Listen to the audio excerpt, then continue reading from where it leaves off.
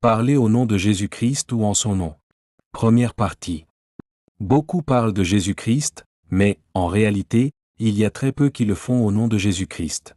Parce qu'il faut savoir qu'il n'y a rien de commun entre celui qui enseigne au nom de Jésus-Christ et celui qui le fait en son nom. Et donc celui qui le fait de son propre chef. Et c'est très important de faire la distinction entre les deux. Parce que les enseignements de ceux qui enseignent en leur nom vont juste nourrir l'ego de ceux qui les écoutent, en fait, cela va juste conforter leur moi. Mais ça ne produira pas une mort en eux. Une identification à la mort de Jésus-Christ pour pouvoir ressusciter en lui. Et cela se verra au travers des fruits que vont porter ceux qui écoutent les frères qui transmettent des enseignements lorsqu'ils les communiquent en leur nom. En effet, ce sont les fruits qui vont déterminer si ce que nous entendons est transmis par des frères qui parlent en leur propre nom ou s'ils le font au nom de Jésus-Christ. Et la limite entre les deux est fine, parce que les deux vont parler de Jésus-Christ. Et si vous souhaitez voir la différence entre celui qui parle au nom de Jésus-Christ et celui qui le fait en son nom, je vous encourage, dans ce cas, à lire ce que Jésus-Christ dit à ce sujet dans l'Évangile de Jean, au chapitre 7 et dans les versets 16 à 19. Jésus leur répondit, « L'enseignement que je donne ne vient pas de moi, mais de Dieu qui m'a envoyé. Celui qui est disposé à faire ce que Dieu veut saura si mon enseignement vient de Dieu ou si je parle en mon propre nom. L'homme qui parle en son propre nom recherche la gloire pour lui-même. Mais celui qui travaille à la gloire de celui qui l'a envoyé dit la vérité et il n'y a rien de faux en lui.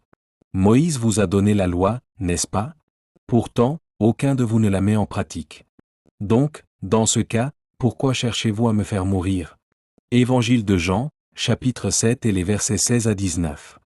Dans ce que nous venons de lire, nous voyons que Jésus-Christ veut mettre l'accent sur le fait qu'il n'a rien communiqué de son propre chef. Mais que tous ses enseignements venaient du Père. En effet, est-ce que Jésus-Christ parlait en son nom? Et est-ce qu'il recherchait une gloire quelconque? Non, tout ce qu'il faisait glorifier Dieu son Père. En effet, Jésus-Christ s'effaçait totalement pour ne faire apparaître que le Père. On voyait que c'était le Père qui agissait par lui. Et c'est très important de considérer le genre d'enseignement qui était communiqué par Jésus-Christ et ses apôtres, comme cet exemple, qui se trouve dans l'Évangile de Matthieu, au chapitre 4 et dans le verset 17. À partir de ce moment, Jésus se mit à prêcher en public. Le message qu'il proclamait peut se résumer ainsi, « Changez, car le règne des cieux est tout proche. » Évangile de Matthieu, chapitre 4 et verset 17. Cela nous montre que si ce que nous entendons ne nous emmène pas à changer, dans ce cas, nous avons été séduits. En effet, si l'évangile que nous écoutons ne nous emmène pas à prendre le chemin resserré, dans ce cas, ce n'est pas l'évangile qui est communiqué au nom de Jésus-Christ. Car il ne faut pas se leurrer, si nous désirons porter de bons fruits, il faudra accepter de mourir à nous-mêmes. C'est en effet ce que nous explique l'apôtre Paul, comme lorsqu'il dit que les enseignements qu'il transmet ne viennent pas d'une sagesse humaine. Parce que la sagesse ne peut pas changer la vie de quelqu'un, mais c'est uniquement la parole qui est accompagnée par la puissance du Saint-Esprit qui peut transformer une personne. Conclusion, les fruits que nous allons porter vont dépendre de l'arbre auquel nous avons été greffés. Donc, il faut que celui qui nous enseigne le fasse au nom de Jésus-Christ afin que ses enseignements nous encouragent à nous attacher de plus en plus à Jésus-Christ.